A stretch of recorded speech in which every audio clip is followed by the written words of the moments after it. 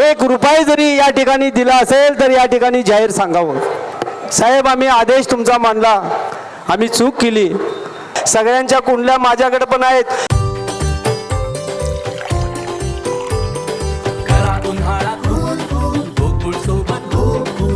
गोकुळ सोबत गोकुल। या मतदारसंघामध्ये बंटी साहेबांच्या, ऋतुराज साहेबांच्या माध्यमातून जवाहरनगर, सुभाषनगर, सिरतमोला, सरनाईक वसाहत या मतदारसंघामध्ये जवळजवळ 7.5 कोटीच्या वर विकास कामे आम्ही बंटी साहेबांच्या माध्यमातून केलेले आहेत। या खासदारानं एक रुपया जरी या ठिकाणी दिला असेल तर या ठिकाणी जाहीर सांगावं। साहेब, कुठल्या मंडळाच्या कार्यकर्त्याला, माता भगिनीला जाऊन विचारा, कुठल्या नवरात्र उत्सवाला आहेत का कुठल्या कार्यक्रमाला आहेत, कुठल्याही कार्यक्रमाला नाहीत। साहेब, आपल्याला एक विनंती आहे, आपण गेल्या वेळेला आम्हाला सांगितलं की काही करा आणि संजय मंडलिकना निवडून आणा। साहेब, आम्ही आदेश तुमचा मानला, आम्ही चूक केली।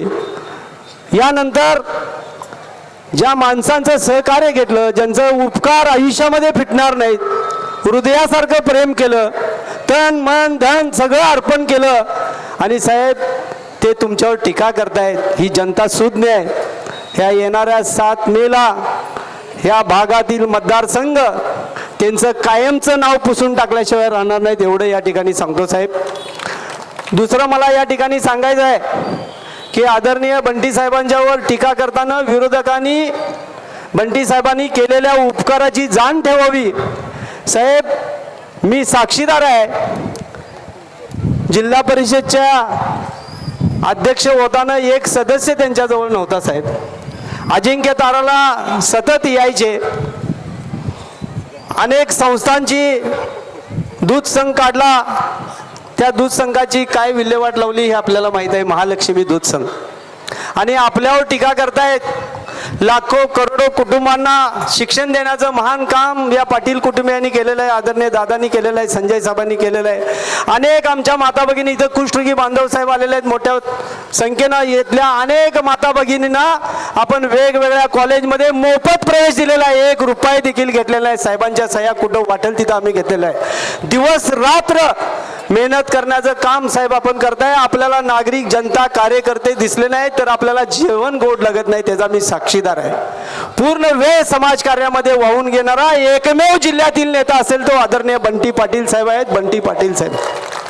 साहेब, काळामावाडी थेट पाईपलाईन योजना आपण राबवली। कार्यकर्त्यांच्या मध्ये असं ठरलं की आदरणीय बंटी पाटील साहेबांची मिरवणूक हत्तीवरून काढायची, आणि साहेब मी आणि माझ्या मुलग्यानं वचन दिल्याप्रमाणे 1 महिना ते हत्ती आणण्यासाठी सुनील मोदी साहेब प्रयत्न केले। या शासनातील या सरकारनं हत्तीसाठी पण अनेक ठिकाणी अडवणूक केली। कर साहेब, भूपाल शेटे वाघासारखं पळतोय, एकदा लागलो पाठी की मी थांबत नाही, आदरणीय बंटी साहेबांना माहीत आहे।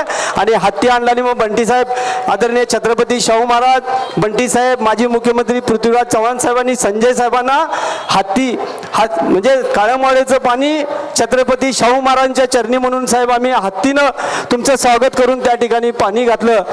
पण एक विनंती साहेब, आपण हत्तीवर का बसला नाही ते आज मला समजलं की छत्रपती शाहू महाराजांना निवडून आणल्याशिवाय मी हत्तीवर बसणार नाही हे आता मला कळालेलं आहे। त्यामुळे साहेब, तुमची आणि शाहू महाराजांची हत्तीवरून मिरवणूक या जवाहरनगर चौकातूनच हा भूपाल शेट्टी आणि सर्व कार्यकर्ते काढणार आहे, एवढं तुम्ही लक्षात ठेवा। साहेबांच्यावर एक शेअर केलेला आहे, तेवढं या ठिकाणी सांगून मी फार बोलायचं आहे, कारण मला सांगितलं भूपाल जरा जास्त बोलू नका।